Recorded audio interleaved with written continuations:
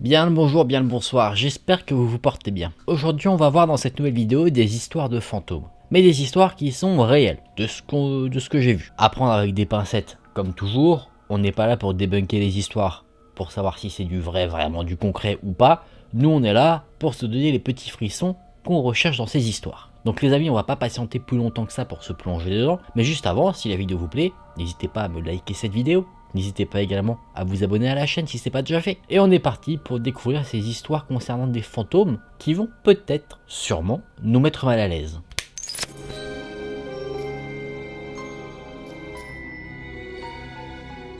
On est dans l'année 1889 au Canada, dans la ville de Victoria. Cette ville était un endroit très peuplé par une population asiatique, un peu comme on pourrait trouver à Chinatown. Je vous dis ça parce que là-bas il y avait un jeune homme chinois qui avait 17 ans qui y vivait.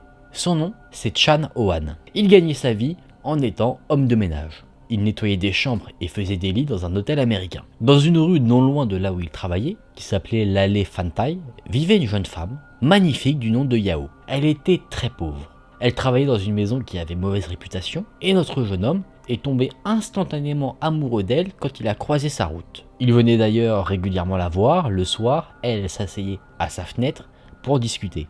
À un moment donné, le jeune homme a pris son courage à deux mains et lui a proposé quelque chose, de se marier. La jeune femme, d'abord, ne l'a pas cru, elle s'est moquée de lui, et à un moment donné, elle a vu que le mec, il était sacrément sérieux. Mais malheureusement, la jeune femme lui dit qu'elle ne peut pas quitter son employeur, trop pauvre. Elle dit que son patron est un homme violent, et que si jamais elle quittait le travail, cet homme allait la chasser pour la tuer. Chan, le jeune homme chinois, était déterminé. Il voulait épouser à tout prix cette jeune femme. Il a donc eu une petite idée, tuer le patron. Comme ça, plus de problème. Il apporte donc à la jeune femme un soir, comme il avait l'habitude de faire, une petite fiole. Une fiole de poison. Il ajoute à ça en donnant à la jeune femme, met ça dans sa nourriture, tue-le et tue sa femme. Comme ça, on pourra être ensemble. C'est plutôt radical. La jeune femme se rend compte qu'il est très sérieux et elle se dit mais il est fou. Du coup, dans sa tête, elle se dit mais je vais pas me marier avec un mec qui est carrément ok pour tuer quelqu'un. La jeune femme refuse et elle lui dit de ne jamais revenir. Le jeune homme, Chan, s'en va, et pendant qu'il traverse les rues, il se rend compte que les gens se moquent de lui. Il se sentait humilié, et il n'est pas retourné voir Yao, jusqu'à quelques jours plus tard. Sauf que cette fois-ci, il n'est pas revenu seul. Il est venu avec un ami à lui, ils ont rôdé un peu autour du building où se trouvait Yao, et à un moment donné, Chan, le jeune homme, appelle la femme qu'il aimait. L'ami lui était caché dans la pénombre, comme ça Yao ne pouvait pas le voir. Yao s'est présenté, elle a parlé un peu avec le jeune homme, et là l'ami qui était caché sort de sa cachette. Il attrape la jeune femme par les cheveux, et il la tire à l'extérieur par la fenêtre. Yao était très choquée, très surprise, elle criait, elle ne savait pas ce qui se passait, et là elle voit Chan, l'homme qu'il aimait, se rapprocher d'elle. Il plonge une main dans sa poche, et il en sort quelque chose. C'était un couteau à viande, un énorme couteau à viande. Yao est terrifiée, elle crie, mais personne ne lui vient en aide. Le jeune homme l'assassine. Après avoir commis son crime, le jeune homme s'enfuit. Il y avait du sang partout sur le sol, il en avait sur lui. Chan courait dans les rues pour essayer de s'enfuir, les gens le voyaient courir avec du sang sur ses vêtements, et les personnes qu'il croisait ne se sont pas dit qu'il avait commis un meurtre. Ils se sont dit, c'est juste un fou qui court dans nos rues. Mais plus tard, le corps a été retrouvé, le corps de la jeune femme, et les gens ont fait le lien. La police a donc offert une récompense à tous ceux qui pourraient donner une information utile pour sa capture. La récompense, c'était 150 $ pour une information concernant l'assassin qui a commis le meurtre de la jeune Yao. La police a retrouvé Chan, qui était caché dans l'hôtel où il travaillait. Il a été arrêté et mis en prison. Mais 2 jours plus tard, il s'est donné la mort dans la prison avec son t-shirt, par pendaison. Et c'est là qu'on a affaire maintenant à un fantôme. On dit qu'il est toujours là, dans les rues, à rôder. Les gens disent entendre des bruits de pas qui se rapprochent d'eux, et que tout d'un coup, de l'ombre, un jeune homme chinois fonce sur eux, couvert de sang, avec un couteau à viande dans la main, il les pousse et il redisparaît dans la nuit. En fait, ce fantôme revit la fuite de Chan. C'est fou. C'est pas un fantôme en soi qui fait forcément très peur. Quand tu connais la backstory, si, parce que c'est quand même le fantôme d'un assassin. Mais moi, ce qui me surprend aussi, c'est que là, on sait pas qu'est-ce qu'il est advenu de l'ami qui a participé à ce crime. Ça, c'est un mystère. Mais bon, si jamais vous vous rendez sur les lieux, peut-être que de nuit vous verrez un homme qui vous fonce dessus en sang. Ne vous inquiétez pas, c'est seulement Chan qui veut fuir la police. Enfin la police, qui ne le recherche plus parce qu'il est mort, mais vous avez compris.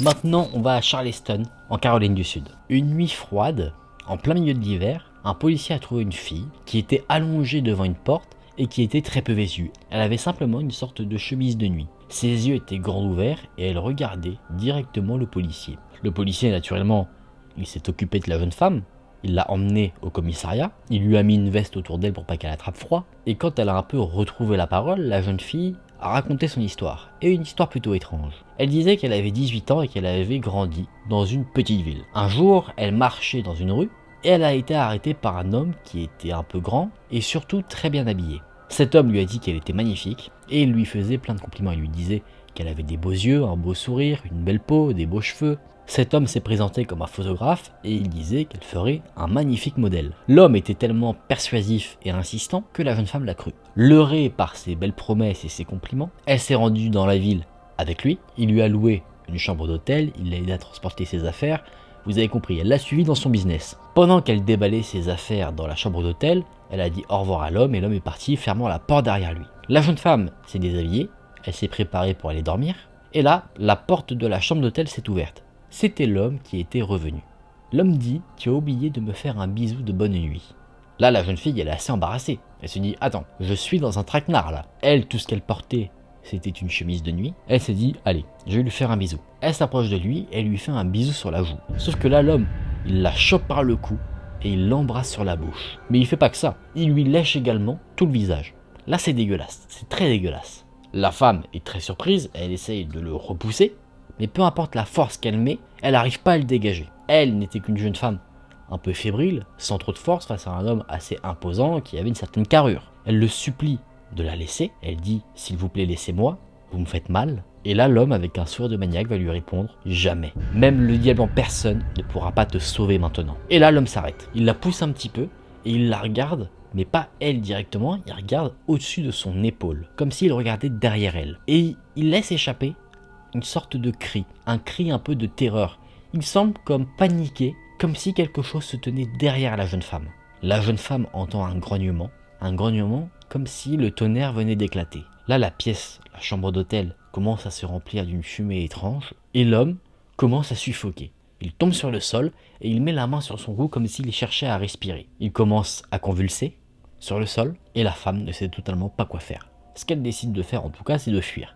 Elle fuit la chambre d'hôtel sans se retourner et elle s'est posée devant une porte pendant quasiment 1 heure et c'est là ensuite que le policier l'a trouvée. Après avoir écouté cette histoire, la police s'est rendue dans le fameux hôtel où se sont passés ces étranges événements et effectivement, dans la fameuse chambre, ils ont trouvé le corps d'un homme.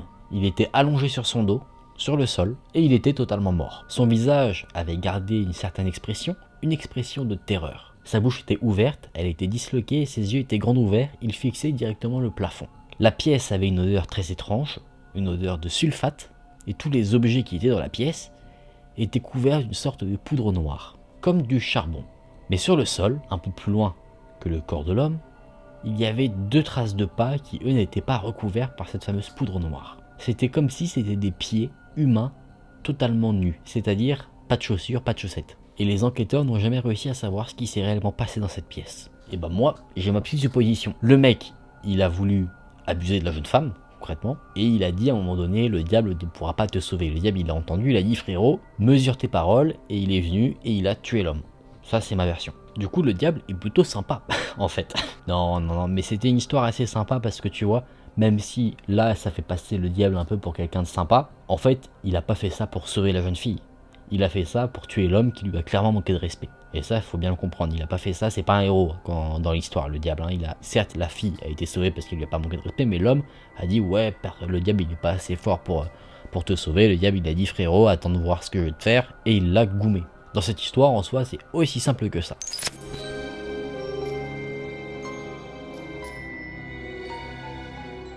Maintenant, on bouge dans les années 1800. Il y avait un homme qui s'appelait Bill Quick, et lui et son passe-temps, ce pourquoi il y vivait, c'était la chasse. Il vivait avec son père dans une vieille cabane, en Ohio, et à cette époque, il y avait une violente guerre qui faisait rage entre les Indiens, les Américains natifs, et les Blancs. Un jour, Bill était sorti chasser. Et quand il est rentré chez lui, il a été horrifié de voir que là où il vivait, sa petite maison, avait été attaquée par des Indiens. Ils avaient volé tous les objets de valeur, ils avaient saccagé les lieux, donc il n'était pas content. En plus de ça, son père gisait sur le sol dans une mare de sang. Bien sûr, Bill, il était enragé. Il avait une rage maintenant contre ces fameux Indiens. Il a promis au corps mort de son père une chose, qu'il allait obtenir vengeance. Et c'est à partir de ce moment-là qu'il s'est lancé dans une lutte sans fin contre les Indiens. Il les chassait, pour ce faire, il les observait dans les bois, près des rivières, et il tuait tous ceux qu'il croisait. Lui, il s'en foutait. Pour lui, les Indiens avaient saccagé sa maison et tué son père, donc pour lui, peu importe qui il croisait, que ces personnes étaient dans le coup ou pas, il les tuait. Il était très organisé pour faire ses meurtres. Il se cachait dans les arbres, il observait ses victimes, il attendait qu'ils soient totalement seuls, et là, il attaquait. Il les tuait tous, sans merci, et même parfois sans honneur. Si les gens dormaient, il allait les tuer. Il s'en foutait, lui, que les gens puissent se défendre ou pas. À chaque fois qu'il faisait un meurtre, il ne s'arrêtait pas là. Il décapitait sa victime, et il ramenait la tête de sa victime chez lui. Il plaçait ensuite les têtes de ses victimes sur son mur, comme en soi des trophées de chasse. Il avait une collection de 99 trophées, les trophées qui étaient les têtes de ses victimes. Il était très fier de ce qu'il avait accompli, et son objectif c'était d'obtenir 100 trophées. Un jour, il regardait ce fameux mur, et il s'est dit, plus qu'un trophée, et ce sera terminé. Un trophée, et ma vengeance sera complète. Bon, tuer quasiment 100 Indiens, ça se remarque. Du coup, les Indiens, ils savaient pertinemment qu'il y avait un homme blanc qui les chassait. Du coup, ils étaient souvent sur leur garde, et il y en a d'ailleurs pas mal qui ont quitté la zone. Ils avaient peur pour leur vie. Mais malheureusement pour Billy, si on peut dire ça comme ça, il n'a jamais pu obtenir la 100e tête. Il a été foudroyé avant de l'obtenir par la maladie, ce qui l'a tué. Pendant qu'il était sur son lit de mort, juste avant de passer l'arme à gauche, il a appelé son fils, Tom. Il a pointé de son doigt le mur avec toutes les têtes, et il a dit « Maintenant Tom, c'est à ton tour. Tu dois accomplir ma mission. Tu dois rapporter une 100e tête. Si tu ne le fais pas, je te rentrerai. » Sympa le père, très sympa. Tom a promis à son père qu'il le ferait, et peu de temps après avoir dit ces mots, Bill Quick est décédé. Tom a fait de son mieux pour apporter ce qu'il avait promis à son père, mais malheureusement pour lui, à l'inverse de son père, il n'était pas un bon chasseur. Il détestait la violence, il n'avait jamais tiré avec une arme à feu, donc c'était très compliqué pour lui. Et au fur et à mesure du temps, tous les Indiens ont quitté la région. Donc déjà, il n'était pas bon chasseur, en plus de ça, ses victimes sont parties. Nuit après nuit, Tom regardait le mur avec les trophées de son père, et il se sentait très mal parce qu'il y avait une petite zone pour la 100e tête, et en la voyant à chaque fois, il était mal. Il disait « j'ai pas réussi à accomplir la mission ». Et une nuit, quand Tom est retourné chez lui, il a remarqué quelque chose de vraiment très particulier. Les visages qui étaient sur le mur, les trophées, ont commencé à bouger. Les yeux des visages se sont ouverts et leur bouche claquait. Tom était terrifié et il a fui son domicile. Il a raconté ce qui s'est passé à des gens, mais personne ne le croyait. C'est normal, c'est plutôt fou. Tout le monde pensait qu'il perdait la tête. Au fur et à mesure du temps, effectivement, Tom a commencé à perdre la tête. Il disait mais c'est pas possible, j'ai des visions, je sais pas ce qui se passe. Et il s'est donc dit qu'il devait, peut-être pour conjurer ce qu'il se passait, rapporter la dernière tête. Un jour, il a entendu qu'une bande d'Indiens avait été remarquée pas loin de chez lui. Tom s'est donc saisi de son arme et il est allé à leur rencontre. Bien sûr pour terminer cette macabre mission. Plus tard, dans la soirée, un des voisins a entendu un seul coup de feu. Ce coup de feu venait de la maison de Tom Quick, le fils de Billy Quick, et l'homme qui a entendu le coup de feu, très curieux, est allé voir. En s'approchant des lieux, il a remarqué que c'était très silencieux, la porte d'entrée était fermée, il a frappé à la porte, il a appelé Tom, mais personne n'a répondu. Il a donc décidé de forcer la porte pour voir ce qu'il se passait. Il a vu avec horreur ce fameux mur de trophées, dont personne n'avait connaissance, et il y avait effectivement une 100e tête. Elle était toute fraîche, la tête avait des yeux grands ouverts, la bouche un peu disloquée, et en plein milieu du front, il y avait un impact de balle. L'homme a regardé cette tête et il l'a reconnue immédiatement. C'était la tête de Tom Quick.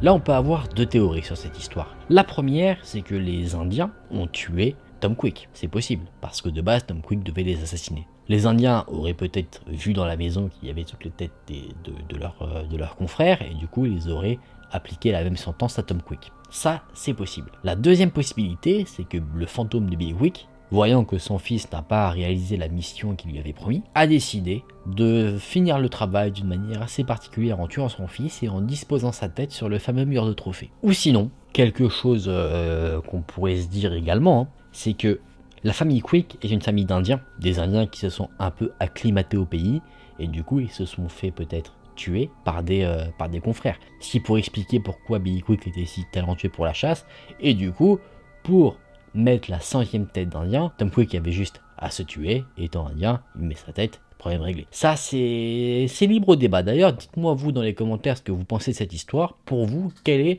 est la résolution de cette affaire? Les amis, on va se remettre en sécurité pour débriefer ces petites histoires de fantômes qui étaient bien sympathiques. Des bien belles histoires. Après, sur ces histoires de fantômes, moi je les ai beaucoup appréciées. Je les ai beaucoup appréciés parce que ce que je préfère dans ce genre d'histoire, hein, surtout quand on touche un peu du réel, c'est l'histoire qu'on a derrière, quoi, la backstory. À chaque fois on en a une, donc ça c'est plutôt cool. Après, je suis assez curieux de savoir, mais d'où viennent ces histoires, tu vois? Qui a raconté ces histoires? C'était des histoires intéressantes, n'hésitez pas à me dire, vous, laquelle était votre préférée. Et aussi pourquoi d'ailleurs, pourquoi telle ou telle histoire est votre préférée. Les amis, si vous avez apprécié la vidéo, n'hésitez pas à liker la vidéo, n'hésitez pas également à vous abonner à la chaîne pour être au courant de toutes les prochaines vidéos que je vais sortir. Merci d'avoir regardé la vidéo, c'était Aiken, prenez soin de vous, on se dit à la prochaine, salut!